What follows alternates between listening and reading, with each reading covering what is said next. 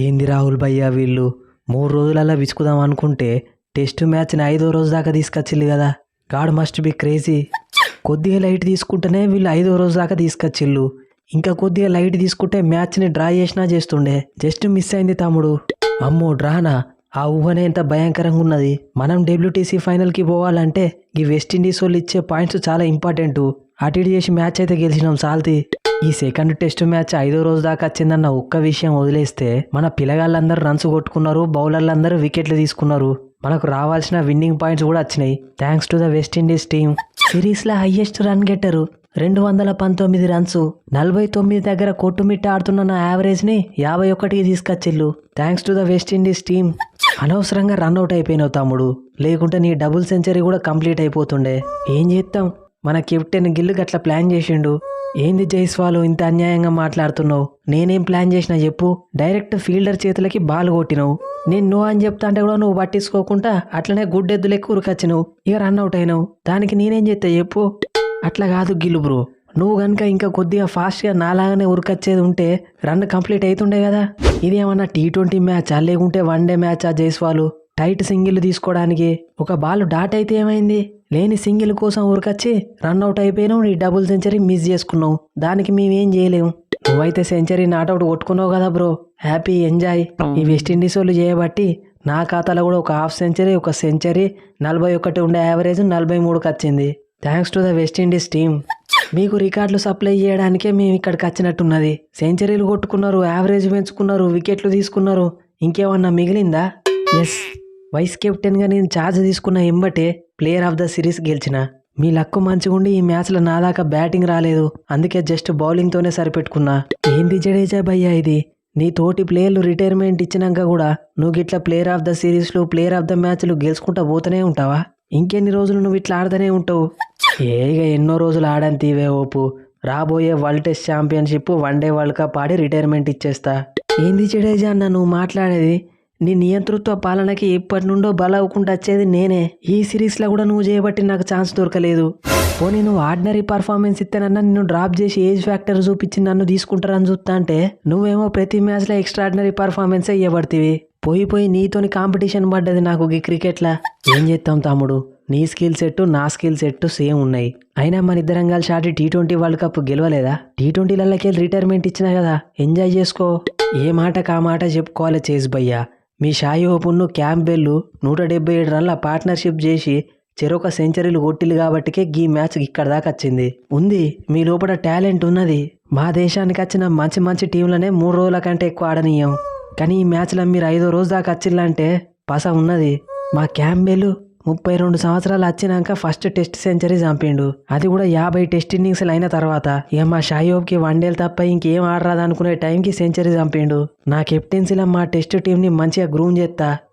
నేనుగా క్యాంబెల్ సెంచరీలు కొట్టినాం. మిగిలిన వాళ్ళు ఏం చేసిళ్ళు? మనం కనుక ఇంకొక 100 రన్లు ఎక్కువ కొట్టేది ఉంటే మనకి ఈ మ్యాచ్ డ్రా చేసుకునే అవకాశం వస్తుండే, గెలిచే ఛాన్స్ కూడా ఉంటుండే కావచ్చు, ఎవరికి తెలుసు. అరే ఒకటేసారి అన్నీ అయితే హోప్ తమ్ముడు, మెల్లమెల్లగా ఇంప్రూవ్ అవ్వకుండా ముందుకు పోదాం. మనల్ని వాళ్ళు 3 రోజులలో మడత పెడదాం అనుకుంటే మనం 5వ రోజు దాకా ఆటని తీసుకొచ్చినాం. చెప్పింది కదా గిల్ తమ్ముడు, మంచి మంచి టీంలే 3 రోజుల దాకా ఆడలేవని. మనం 5వ రోజు దాకా వచ్చినాం. చేజ్ బ్రో, ఊకే నువ్వు 5వ రోజు అనకు. 5వ రోజు మీరు ఎన్ని ఓవర్లు ఆడిల్లు? మా అంటే 20 ఓవర్లు. వాస్తవం చెప్పాలంటే ఈ మ్యాచ్ 4 రోజులు జరిగినట్టే లెక్క. రిజల్ట్ 4వ రోజే అందరికి అర్థమైంది. కాకపోతే ఫార్మాలిటీ 5వ రోజు అయింది గంతే. అవన్నీ మాకు అనవసరం. 5వ రోజు ఆట జరిగిందా లేదా గంతే. ఒక్క ఓవర్ ఆడినట్టే. అలాంటిది మేము 20 ఓవర్లు ఆడినాం. నెక్స్ట్ జరగబోయే సిరీస్కి మా బ్యాటింగ్, బౌలింగ్ 2 ఇంప్రూవ్ చేసుకొని మళ్ళా పాత వెస్టిండీస్ టీంని బయటికి పట్టుకొస్తాం మెల్లమెల్లగా.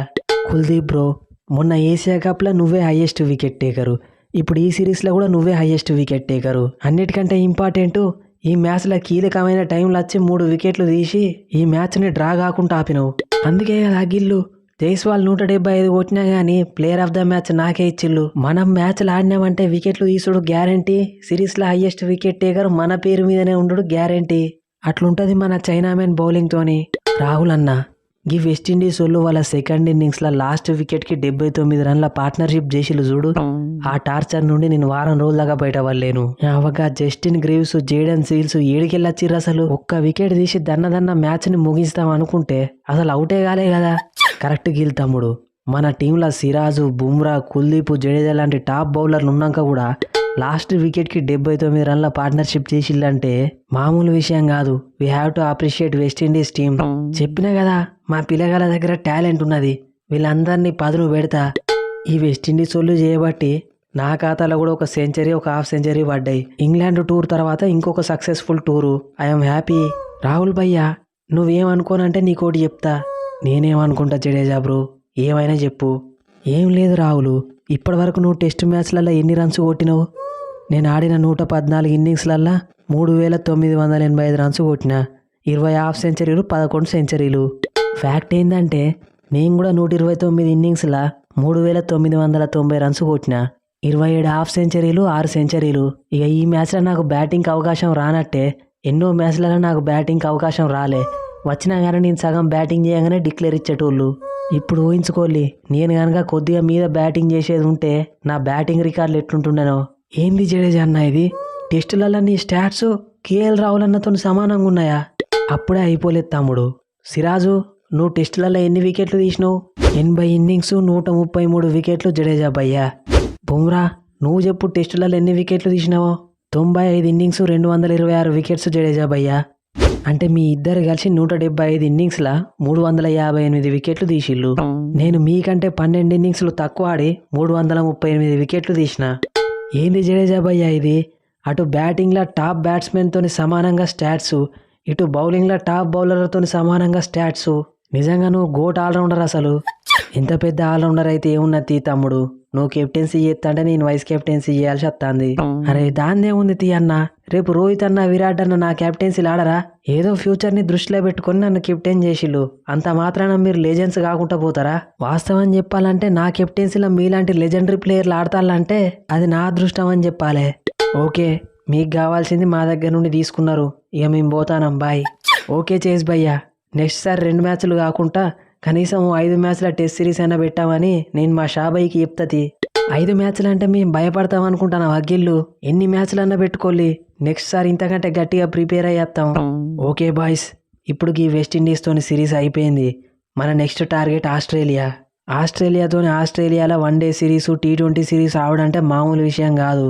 ఇట్లా వెస్టిండీస్ మీద గెలిచినట్టు ఉండదు, కథ మొత్తం వేరే ఉంటుంది. కాబట్టి ఆస్ట్రేలియాతో సిరీస్కి సెలెక్ట్ అయిన వాళ్ళందరూ మంచిగా ప్రాక్టీస్ చేసుకోవాలి. సో ఫ్రెండ్స్, ఈ స్పూఫ్ కనుక మీకు నచ్చితే మన ఛానల్ని సబ్స్క్రైబ్ చేసుకోండి, వీడియోని లైక్ చేయండి. ఇక మనలాంటి స్పూఫ్ వీడియోస్ చేసి మనీ ఎర్న్ చేసుకుందామన్న ఇంట్రెస్ట్ ఎవరికైనా ఉంటే మన వర్క్ ఫ్లో ఎట్లుంటుంది, ఏ యాప్స్ యూజ్ చేస్తాం, ఇవన్నీ నేను ఒక ట్యూటోరియల్ వీడియోస్ అయితే రెడీ చేసిన. ఇంట్రెస్ట్ ఉన్న వాళ్ళు కింద డిస్క్రిప్షన్లో ఇచ్చిన ఇన్స్టాగ్రామ్ ఐడికి లేదా టెలిగ్రామ్ ఐడికి మెసేజ్ చేయొచ్చు. నెక్స్ట్ వీడియోలో మళ్ళీ కలుద్దాం. Thanks for your love and support.